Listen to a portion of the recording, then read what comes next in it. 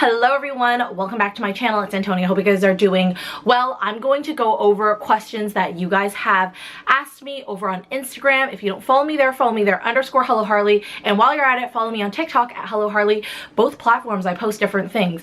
TikTok I post like quick product reviews, little mini vlogs, food reviews of like local Toronto restaurants, and then on Instagram I post a lot of fun reels. I also post a lot of fashion content on there. So if you don't follow me on those two platforms, what are you doing? Because you could get more of me there. I also like to interact with you guys on Instagram a lot more because I think it's just like a really nice community, and it's easier for me to ask you guys questions there and then have you guys answer like what you want me to do, and then that way I can kind of note it down. So recently, probably like a month ago, I asked you guys if you had any more questions about my fitness journey / lifestyle change / an unintentional weight loss journey, and you guys gave me a couple of questions, so let's get to it. So I do want to preface that it has almost been a year since my lifestyle change, and I'm going to go in depth over what my journey looked like for a whole year, because I think that would be very interesting for you guys. Also, I'm gonna go over my macros and stuff like that in another video, so definitely stay tuned for that. If you're not subscribed to my channel, please hit the subscription and hit the notifications if you want to be notified for when I post those videos, but those will be coming out very soon. But let's get to these questions first. So Anissa Chow asked, how many months into your lifestyle change did you start seeing and feeling a difference? So for me, I started at 154 pounds. It was my heaviest that I had ever been in my life, and I was leaning towards a size 10. I was probably like between a size 8 and a 10. I was getting there to a 10. Things were getting super snug at an 8. I was probably more so a 10 at that point. And I did not notice a change in my body probably until October. I started to weigh 144 pounds approximately, so that's about 10-pound difference. But on a mid-sized body, 10 pounds is not that big of a deal. Like I'm 10 pounds lighter, but when you look at me physically, there wasn't that much of a change. And when I was filming my try-ons and stuff, you guys did mention like you look a lot, I guess, more toned, but I was still leaning towards a size 8. So because you guys have been so used to seeing me as a size 8, I don't think there was much of a drastic change. It probably wasn't until December, end of December, like literally on Christmas, December 25th, 2023, I was 133 pounds. So by then I lost 21 pounds, and then you guys really noticed the change. By then I was probably a size 6, and because I went from a 10 to a 6, that was a drastic change. And nowadays when you guys see me doing my try-ons, I'm more like a 4 and a 6. I am between sizes as well. It's hard for me to navigate as well because to me this is new and I haven't been this size of a body for a long time now. So I am more like a 4 and a 6. I am between sizes, but I don't think you guys really noticed, like truly noticed that I was like in this lifestyle change until December. But a lot of people started to notice probably in October.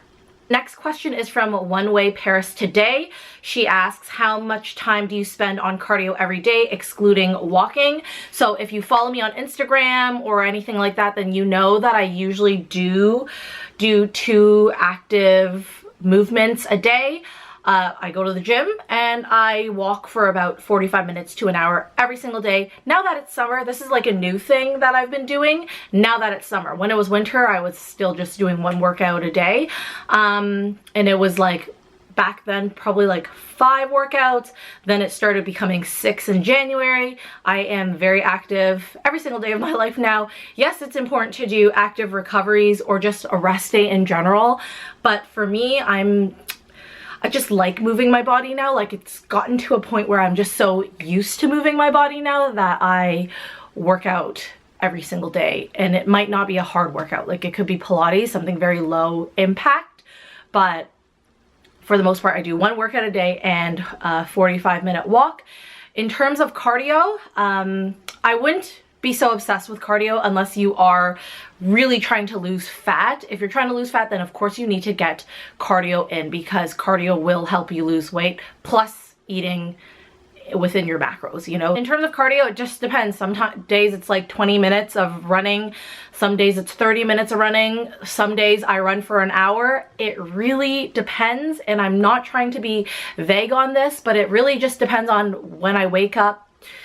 If I don't feel like running that day, then maybe I'm not going to run that day. If I feel like running that day, maybe I will run that day. If you follow me on Instagram, you see that sometimes I'm running like 10Ks randomly. That's because I woke up and I felt like running 10K that day. So it really just depends, but at minimum I'm doing like 15-20 minutes of cardio like 6 days a week, I would say. So hopefully that answers your question. _ Becky Olivia asks, how do you handle restaurants with friends and traveling, and do you do cheat days? I don't do a cheat day. I don't believe in a cheat day. Although I can go over my macros, but that doesn't mean I cheated per se. In my opinion, now that I'm not actively trying to lose weight anymore, I still eat within my macros, okay? So 95% of the time I'm eating within my macros. I have my calories set, I have my protein macro set, I have my carbs set, I have my fat set. I try to aim at all those categories and eat within them, okay? 95% of the time. Does that mean if I went to my friend, like if you follow me on TikTok, you saw recently I went to a Pinoy barbecue that I ate within my macros that day? I definitely did not, but I definitely made sure I got enough protein intake in. Was I excessive over my calories? Absolutely. Do I think that's a cheat day technically? Yeah, you can count it if you want to.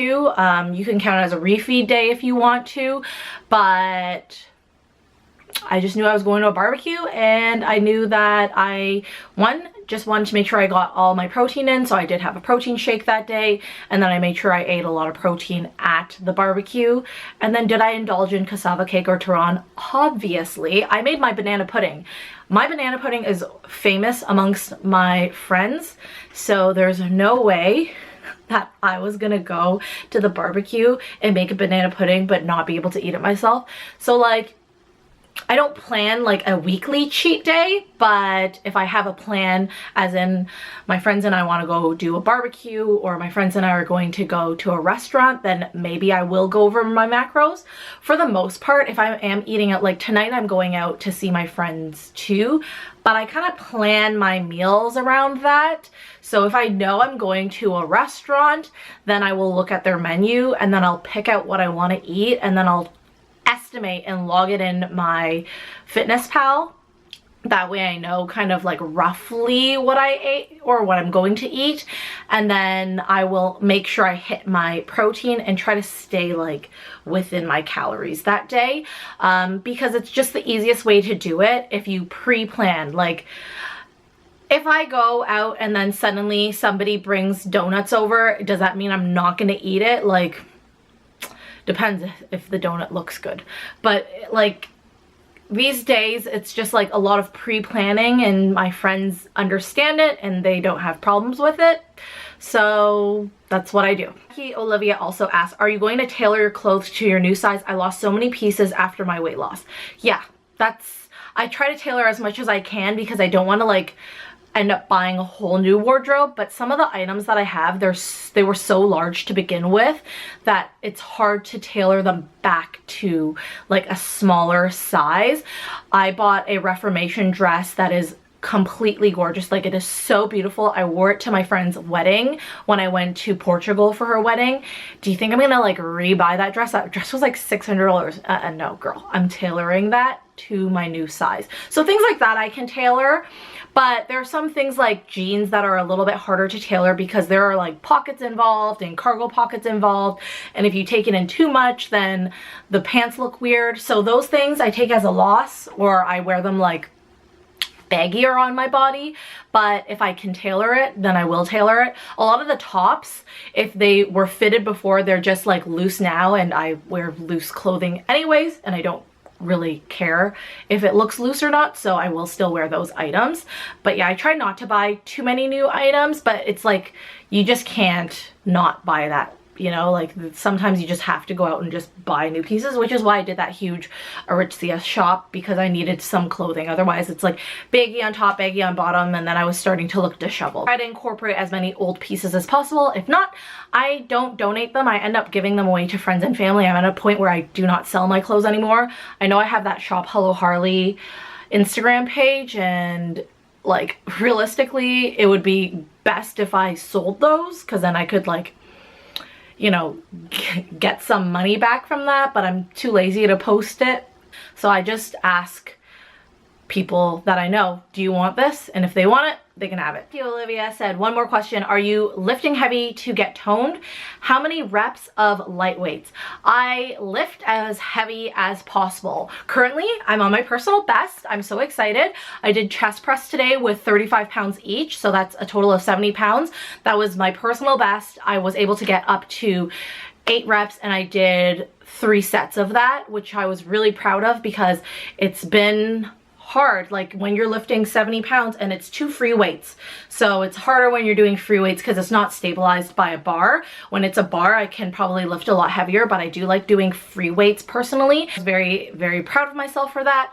But if I'm not trying to lift that heavy, then I am doing 30 pounds each on my arms for chest press. Shoulder presses, I do like 22 pounds. Like shoulder presses like this, they're a little bit harder for me. I cannot press 25 pounds just yet over my head, and I'm able to do chin-ups, like unassisted chin-ups now, which if you follow me on Instagram I posted, and I'm very proud of that. So yeah, I lift as heavy as possible.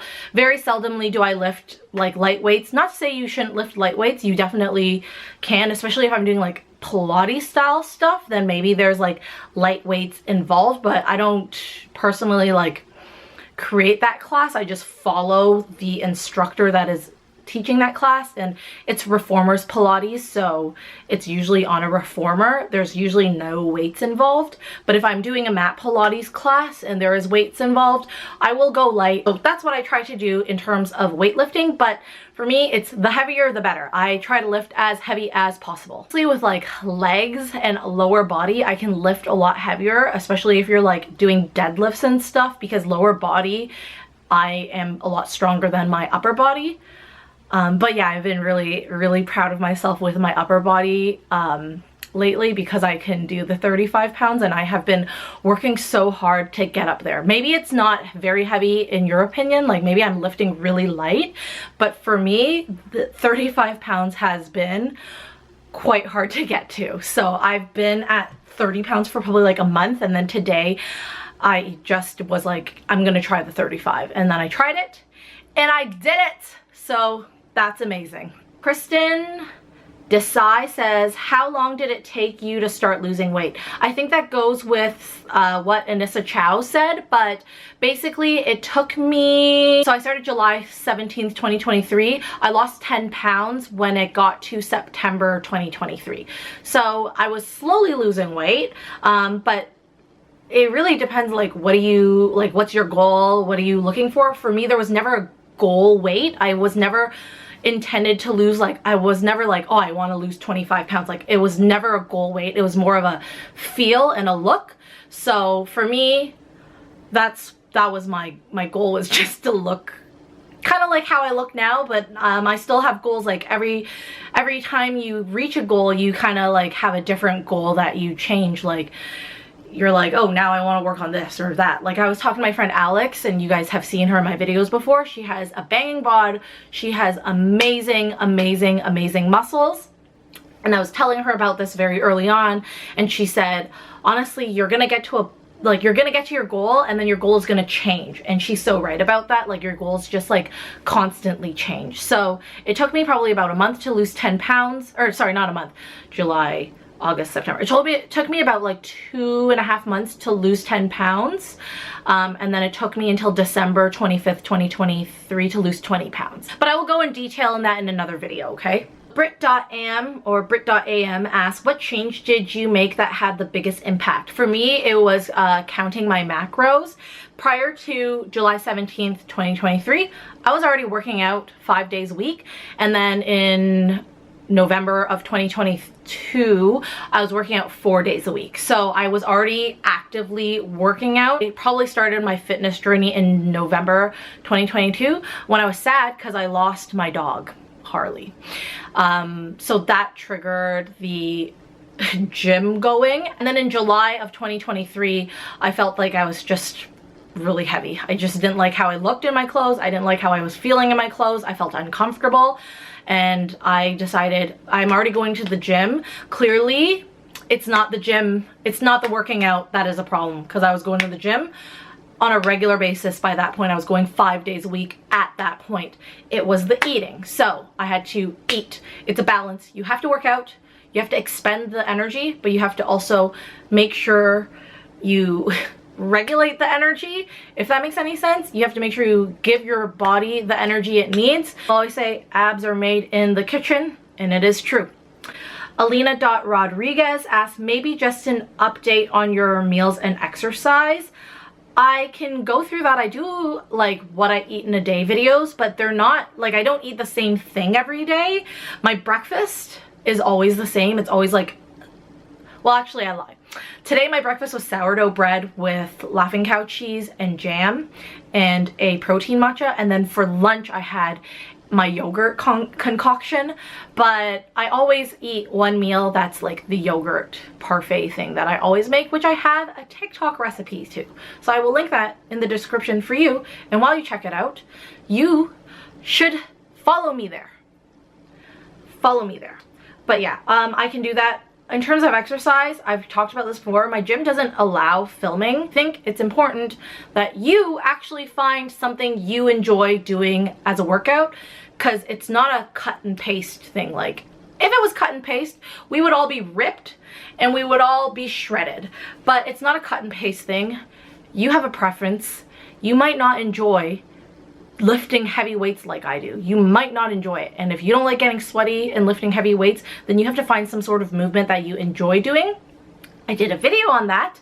I will link it here. I also do videos on Instagram and TikTok about fun ways to move your body, because I feel like everyone is so focused on either running cardio to lose the weight or lifting heavy weights. And yes, I personally lift heavy weights, but I also do other things like Pilates. I also go cycling. I also play pickleball. So there's a lot of other things that you can do, and they're fun, and it's still movement.